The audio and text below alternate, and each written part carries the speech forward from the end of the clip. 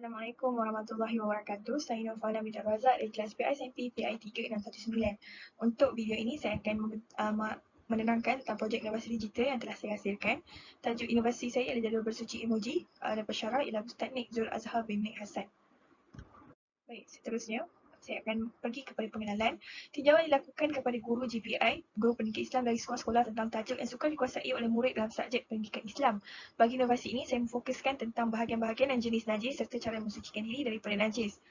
Jadi setelah membual tajuk mari bersuci dalam bidang ibadah bagi tahun 4 adalah antara tajuk yang kurang dikuasai oleh murid. Baik, rasional projek. Saya memfokuskan penghasilan inovasi ini kepada pendidikan Islam tahun 4 sekolah rendah.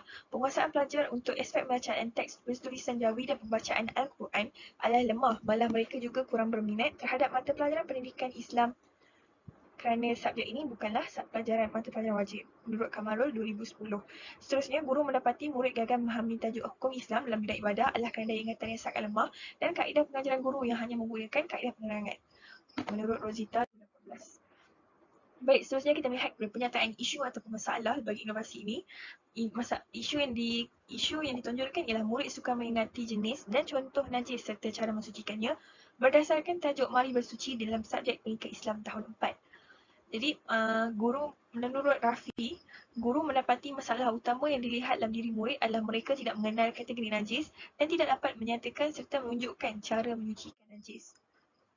Baik, objektif kajian bagi inovasi ini ialah murid dapat menyebut jenis-jenis najis dengan tepat, murid dapat mengenal pasti contoh-contoh najis mukhafafah, mutawassithah dan mughalazah melalui emoji-emoji yang terkandung dalam jadual. Dan yang terakhir, murid dapat menyatakan cara mensucikan najis dengan lancar setelah menggunakan kaedah jadual bersuci. Skop dan limitasi projek. Untuk skop projek inovasi ini, alat inovasi dihasilkan ialah alat inovasi digital berikutan aktiviti pembelajaran dijalankan secara maya, maka penggunaan bahan digital ketika PDP adalah sangat membantu guru-guru serta murid-murid. Bahasa inovasi secara digital ini juga membantu memudahkan guru untuk menggunakannya ketika kelas secara maya maupun secara fizikal. Bagi implementasi projek pula, sepanjang penghasilan inovasi ini masih dibutuhkan adalah sedikit, maka penghasilan idea adalah agak terburu-buru. Saya juga turut menghadapi kesukaran bagi mencari guru pendidikan Islam untuk ditembual bagi projek inovasi ini, memandangkan projek ini hanya berlangsung selepas saya selesai praktikum. Impak dan kepentingan bagi inovasi ini. Impak bagi inovasi ini ialah ia dapat membantu murid mengingat formula bersuci dengan menggunakan emoji semata-mata. Seterusnya, ia juga dapat membantu mengukuhkan ingatan murid berkaitan jenis najis dan cara mensucikannya. Kepentingan bagi inovasi yang dihasilkan ini ialah memastikan murid dapat mencapai objektif PDP dengan mudah, bantu guru menyampaikan isi pembelajaran yang ringkas dan padat, dan juga menarik minat murid-murid untuk belajar dengan menggunakan slide interaktif yang menarik. Baik, seterusnya anggaran kos. Sejujurnya bagi kos yang digunakan untuk penghasilan inovasi ini ialah ianya tidak melibatkan kos langsung kerana saya hanya menghasilkan inovasi ini menggunakan perisian aplikasi PowerPoint di laptop sahaja dan ia tidak menggunakan sebarang wang ringgit. Untuk penggunaan inovasi ini juga, guru boleh menggunakan inovasi ini melalui pemasangan menerusi Microsoft PowerPoint, King WPS dan pelbagai lagi perisian di komputer. Model inovasi. Okey, untuk penghasilan inovasi ini saya telah merujuk menggunakan model penelitian, pengembangan dan difusi. Melalui model ini saya menganalisis serta membuat kajian terlebih dahulu tentang kesesuaian dan realistik sesuatu produk. Prosedur dan aturan model ini yang sistematik membantu kajian inovasi saya menjadi lebih teratur dan juga efektif. Baik, seterusnya saya akan menunjukkan cara menggunakan produk slide inovasi slide interaktif yang telah saya hasilkan. Baik, ini adalah muka halaman depan. Jadi kita akan tekan butang play di tengah-tengah ini. Okey, baik, seterusnya music background ia akan mengganggu, jadi saya abaikan. Okey, seterusnya kita tekan press start dekat tengah-tengah ini, dekat belakang TV. Dan seterusnya isi kandungan. Jadi isi kandungan ini boleh bergerak ke tepi. Jadi anda hanya perlu tekan butang kanan untuk pergi ke isi kandungan yang terdapat. Okey. Jadi kita akan pilih salah satu tajuk di sini. Pertama ialah maksud najis. Jadi maksud najis di sini diterangkan maksud najis. Seterusnya kita boleh pergi kembali kepada butang home untuk kembali kepada isi kandungan. Kita teruskan tadi jenis najis. Okey. Baik, jenis najis akan buka kepada halaman seterusnya dan bahagi kepada 3. Jadi untuk kita membuka jenis-jenis najis ke situ, kita akan pergi kepada butang yang ingin kita berikutnya, mutawasitah dan juga mughalazah.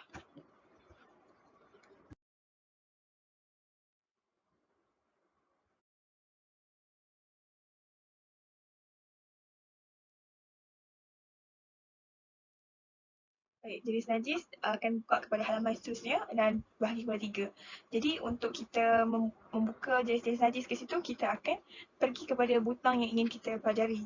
Contoh kita pergi kepada mukhafafah. Okey. Baik. Seterusnya kita akan melihat kepada cara mensucikan najis.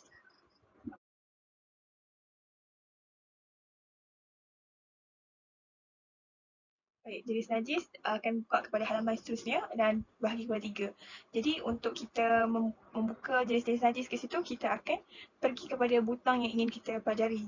Contoh kita pergi kepada mukhafafah.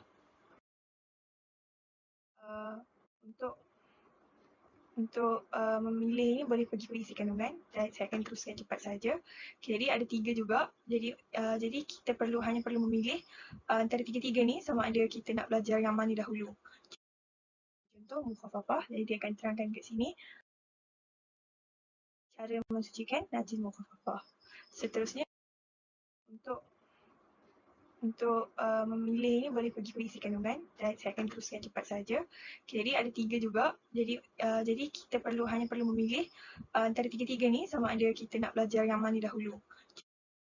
Mutawasitah dan yang terakhir najis mughalazah. Baik. Okey, seterusnya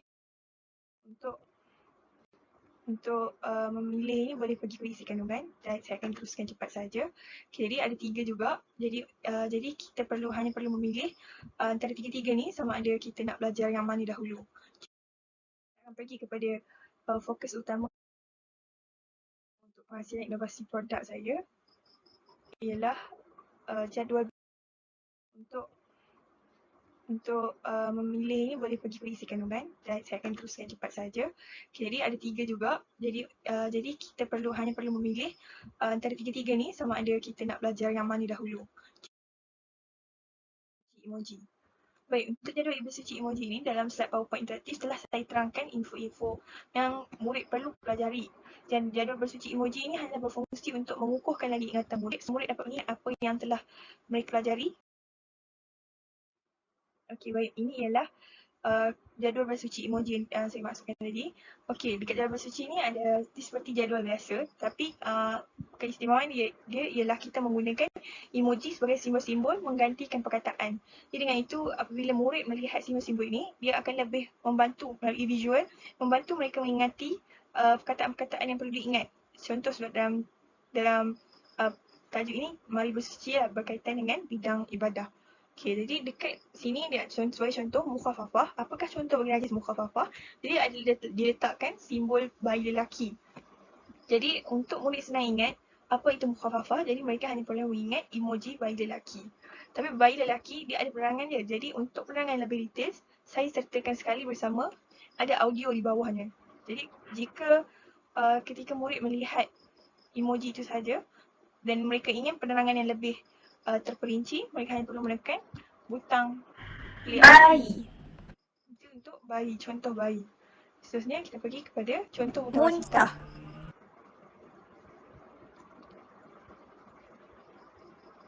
Muntah. Contoh mutawasitah muntah. Okey, baik. Seterusnya kita pergi kepada maklum balas inovasi ini. Okey, pertama maklum balas yang telah saya dapat ialah inovasi yang dihasilkan sangat menarik dan mudah untuk difahami. Penggunaan emoji dan juga unsur warna-warni menjadikan ia lebih menonokkan untuk belajar dan mudah untuk diingati. Seterusnya, maklum balas yang kedua, pada audio penerangan najis mukhafafah mungkin boleh ditukarkan kepada bayi lelaki kerana contoh ini hanya mempunyai satu jenis sahaja. Seterusnya, penggunaan warna font pada cara suci langkah kedua kurang nampak, bagaimanapun keseluruhan adalah baik. Seterusnya, maklum balas yang ketiga ialah inovasi yang dihasilkan adalah kreatif dan menarik. Ia sesuai dengan tahap pemikiran murid sekolah rendah dan memudahkan murid memahami tajuk mari bersuci dalam bidang ibadah. Baik, ini ialah kadar kejayaan yang setelah saya laksanakan inovasi ini pada sebuah kelas di kelas tahun 4 di sebuah sekolah di sini. Okey. Pada ujian satu ialah di mana mereka belum menggunakan kaedah jadual bersuci emoji lagi. Dan pada ujian kedua, mereka telah belajar menggunakan kaedah jadual bersuci emoji dan nyata nampak peningkatan. Pada ujian satu mereka hanya mendapat peratusan murid lulus adalah 30%. 30%. Manakala pada ujian kedua, murid berjaya mencapai hampir 80% murid yang lulus dalam latihan ujian. Baik, kesimpulannya, Bahasa Laporan Projek Inovasi ini bertujuan untuk membantu memudahkan guru serta murid ketika PDP. Keberkesanan sesuai inovasi dapat dinilai melalui impaknya terhadap sesi PDP dan objektif projek.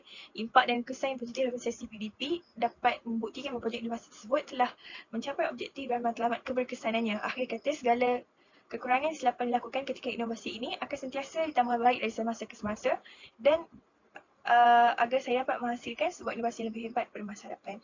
Sekian itu sahaja daripada saya. Wabillahi taufiq wal hidayah. Assalamualaikum warahmatullahi wabarakatuh.